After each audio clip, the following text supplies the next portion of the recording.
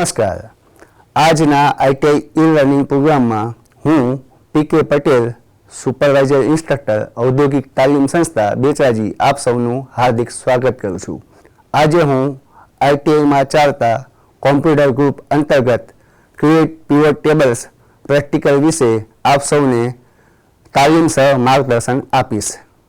આજે હું તમને પીવટ ટેબલ બનાવતા શીખવાડીશ, તેમને કઈ સેલ રેન્જમાંથી સિલેક્ટ કરવા તે શીખવાડીશ અને જરૂર પડે નવું કોલમ ઉમેરી ફરી જે સેલ રેન્જ છે એ સિલેક્ટ કરી નવું પીવટ ટેબલ બનાવ્યા સિવાય એ જ પીવટ ટેબલમાં માહિતી બદલતા પણ શીખવાડીશ. અંતમાં હું પીવટ ટેબલને ક્લિયર કરતા શીખવાડીશ અને જરૂર પડે કોઈ કોલમ ડિલીટ કરી અને પીવટ ટેબલને ડિલીટ કર્યા સિવાય એને રિફ્રેશ કરતા પણ શીખવાડીશ. આજે પીવટ ટેબલ કેવી રીતે બને એ આપણે જોઈશું. અહીં મેં પહેલાથી જ એક ડેટા સેટ બનાવી રાખી છે જેનાથી તમને આસાનીથી પીવટ ટેબલ બનાવતા શીખી શકાય. આ ફાઇલની અંદર તમે જોઈ શકો છો કે એક ડેટા સેટ આપેલો છે. સૌથી પહેલાં તો આપણે અહીંયા બ્રાન્ડ નેમ છે જેની અંદર વિવિધ બ્રાન્ડના નામ છે. તેના પછી પ્રોડક્ટ કોલમની અંદર વિવિધ પ્રોડક્ટની માહિતી છે અને આ દરેક પ્રોડક્ટની દરેક વર્ષ મુજબ જે વેચાણ થયું છે તેની માહિતી છે. આ ટોટલ કોલમની અંદર દરેક પ્રોડક્ટનું કંપની વાઇઝ એટલે કે બ્રાન્ડ વાઇઝ ટોટલ પણ જોઈ શકાય છે.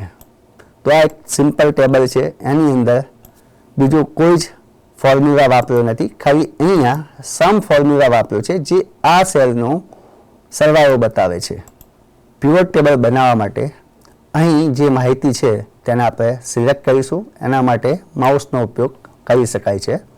ત્યારબાદ ઇન્સર્ટમાં પીવટ ટેબલમાં આપણે જઈશું તો તમને અહીંયા સેલ રેન્જ બતાવશે જે આપણે ઓલરેડી સિલેક્ટ કરી છે.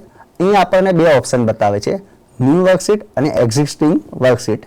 જો તમારે એક્ઝિસ્ટિંગ વર્કશીટ વાપરવી હોય તો તમારે અહીંથી એને સિલેક્ટ કરવી પડે, પણ આપણે ન્યૂ વર્કશીટ લઈશું. આ એક ઉત્તમ ઓપ્શન છે જેનાથી નવી વર્કશીટ બની જશે અને જૂની વર્કશીટ્સમાં પણ કોઈ પ્રોબ્લેમ થશે નહીં. તો અહીંયા તમે જોઈ શકો છો કે એક નવી વર્કશીટ શીટ નંબર 4ના નામે બની ગઈ છે. એની અંદર જમણી બાજુ તમને આ બધા જ ઓપ્શન દેખાય છે. જેટલા પણ કોલમ છે એ બધાના નામ અહીંયા તમે જોઈ શકો છો. તો હવે અહીંયા તમે પીવટ ટેબલ 1 જોઈ શકો છો. હાલમાં હજુ એનો રિપોર્ટ બન્યો નથી. એ બનાવવા માટે તમારે અહીંયા ટિક કરવું પડશે. તો ધારો કે આપણે brand wise product wise sales જોવો છે તો આપણે સૌથી પહેલાં બ્રાન્ડ સિલેક્ટ કરીશું, ત્યારબાદ પ્રોડક્ટને સિલેક્ટ કરીશું અને પછી જે વર્ષનો તમારે સેલ જોઈતો હોય એની સેલિંગની માહિતી જોઈતી હોય એને સિલેક્ટ કરીશું. તો હું અહીંયા બધાને સિલેક્ટ કરું છું જેનાથી દરેક વર્ષની સેલ્સની માહિતી આપણને મળી જાય.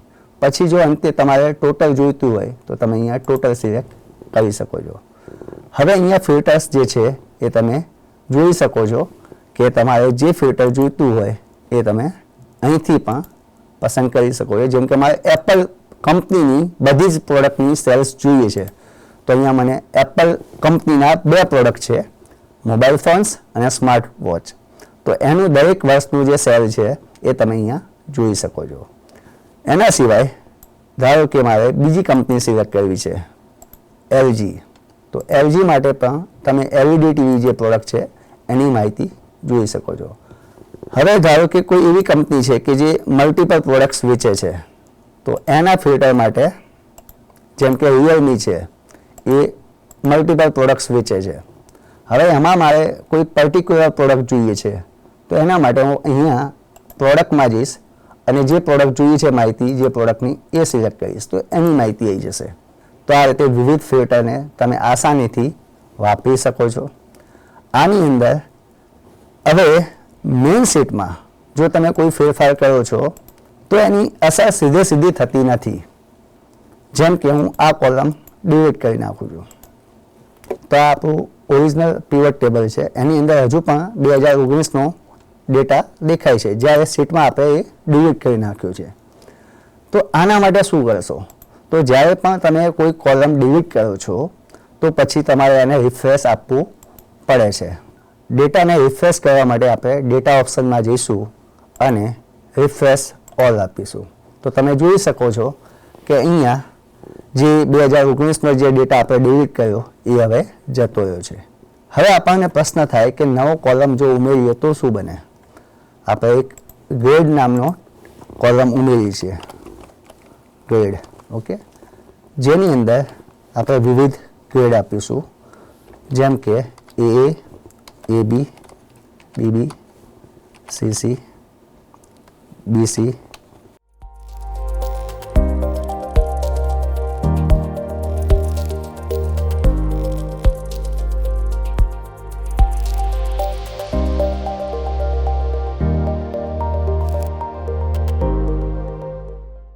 તો અહીંયા તમે જોઈ શકો છો કે આપણે દરેક પ્રોડક્ટને ગ્રેડ આપી દીધા છે. હવે તમે પીવોટ ટેબલ જોશો તો અહીંયા તમને હજુ પણ એ જ જૂના ઓપ્શન મુજબ દેખાય છે. તો અહીંયા સૌથી પહેલાં તો તમારે એનો જે ડેટા સોર્સ છે એ બદલવો પડશે. એના માટે તમારે ડેટા સોર્સ ચેન્જ કરવો પડશે. ડેટા સોર્સ ચેન્જ કરવા માટે સૌથી પહેલાં કોઈ પણ એક સેલ સિલેક્ટ કરો, ત્યારબાદ એનાલાઇઝની અંદર તમે ચેન્જ ડેટા સોર્સમાં જશો ત્યારે તમને જે ઓરિજિનલ વર્કશીટ છે તે દેખાશે.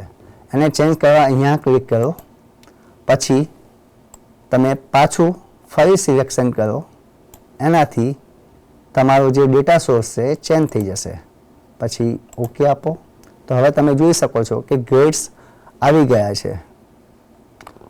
એના માટે આપણે એકવાર રિફ્રેશ આપીએ તો અહીંયા તમે જોઈ શકો છો ગ્રેડ્સ આવી ગયા છે. તો દરેક પ્રોડક્ટના ગ્રેડ્સ તમે અહીંયા જોઈ શકો છો. હવે હું કોઈ જગ્યાએ પ્રોડક્ટનું નામ બદલું છું, જેમ કે અહીંયા LED TV છે એની જગ્યાએ LCD TV કરું છું. હવે સીટની અંદર ચેન્જ કરવું હોય, ધારો કે આપણે કોઈ પણ વેલ્યુ ચેન્જ કરી તો સીધી એની ઇફેક્ટ જોવા મળશે નહીં. LGની અંદર હજુ પણ તમે જોઈ શકો છો કે LED TV દેખાય છે. તો એના માટે ફરી આપણે રિફ્રેશ આપીશું. તો રિફ્રેશ આપીશું તો હવે તમે જોઈ શકો છો કે LGની અંદર LCD TV દેખાય છે, જ્યારે બાકીના બધા જે ટીવી છે એ LED TV છે. તો અહીંયા તમને એક નવું ઓપ્શન LCD TV દેખાય છે, જે આપણે મોડિફાય કર્યું LG માટે, એડવા માટે આ બન્યું છે. તો હવે તમે જુઓ છો તો LCD TV ખાલી LG બ્રાન્ડના છે, બાકીના બધા કંપનીના LED TV છે. હવે મારે કોઈ પર્ટિક્યુલર બ્રાન્ડ માટે, કોઈ પર્ટિક્યુલર પ્રોડક્ટ માટે, કોઈ પર્ટિક્યુલર વર્ષની સેલ્સની ડિટેલ્સ જોવી છે. તો સૌથી પહેલાં હું બ્રાન્ડ સિલેક્ટ કરીશ, જેમ કે રિયલમી. હવે મારે એના સ્માર્ટ વોચના 2020ના સેલ્સના ડેટા જોવા છે, તો હું સ્માર્ટ વોચ સિલેક્ટ કરીશ. ત્યારબાદ 2020 સિલેક્ટ કરીશ. તો તમે જોઈ શકો છો કે રિયલમી કંપનીની સ્માર્ટ વોચ જે છે એનો 2020નો ડેટા જે છે એ 274 પ્રોડક્ટ વેચાયા છે. હવે સ્માર્ટ વોચ પ્રોડક્ટ જે છે એ દરેક બ્રાન્ડની કેટલી છે તો એની વાત કરીએ આપણે. તો દરેક બ્રાન્ડ જે સ્માર્ટ વોચ વેચે છે એને આપણે સિલેક્ટ કરીશું. તો એપલ, વનપ્લસ અને રિયલમી ત્રણેયની તમને સ્માર્ટ વોચનો અહીંયા સેલ્સનો ડેટા દેખાય છે. અહીંયા તમને ગ્રાન્ડ ટોટલ દેખાય છે. આ જ રીતે તમે માહિતીનું ફિલ્ટર્સની મદદથી એનાલિસિસ કરી શકો છો. અહીંયા સમ ઓફ ટોટલ તમને મળી જશે. હવે તમારે સિલેક્ટ કરવું છે કે મારે કોઈ પર્ટિક્યુલર પ્રોડક્ટ કઈ બ્રાન્ડની છે. તો અહીંયા પ્રોડક્ટની અંદર આપણે ફિલ્ટર બદલીશું, જેમ કે મોબાઈલ ફોન્સ. તો મોબાઈલ ફોન્સ કઈ બ્રાન્ડના છે. તો અહીંયા તમે જોઈ શકો છો કે Apple, MI, Motorola, OnePlus, Poco અને રિયલમીના મોબાઈલ ફોન્સ છે. હવે 2023નો એમનો સેલ્સનો ડેટા જોવો છે. તો તમે અહીંયા જોઈ શકો છો કે દરેક બ્રાન્ડ વાઇઝ મોબાઈલ ફોનનું જે સેલિંગ છે દેખાય છે, અને એનો અહીંયા તમે સમ જોઈ શકો છો. આ સમ જે છે એનો ઉપયોગ કરી અને તમે પછી અહીંયા કોઈ પણ ફોર્મ્યુલા તમે લખવા હોય તો લખી પણ શકો છો. હવે પીવોટ ટેબલને ક્લિયર કરવા માટે તમે સૌથી પહેલાં કોઈ પણ જગ્યાએ સિલેક્ટ કરો, એનાલાઇઝમાં જાઓ અને આ ક્લિયર તમને દેખાય છે આમાં ક્લિયર ઓલ ઓપ્શન છે, એ ક્લિયર ઓલ દબાવશો તો પ્યોર ટેબલ જે છે ક્લિયર થઈ જશે. આજના આ પ્રેક્ટિકલમાં પ્યોર ટેબલ વિશે આપને બધી જ માહિતી મળી હશે એવી આશા રાખું છું. આભાર.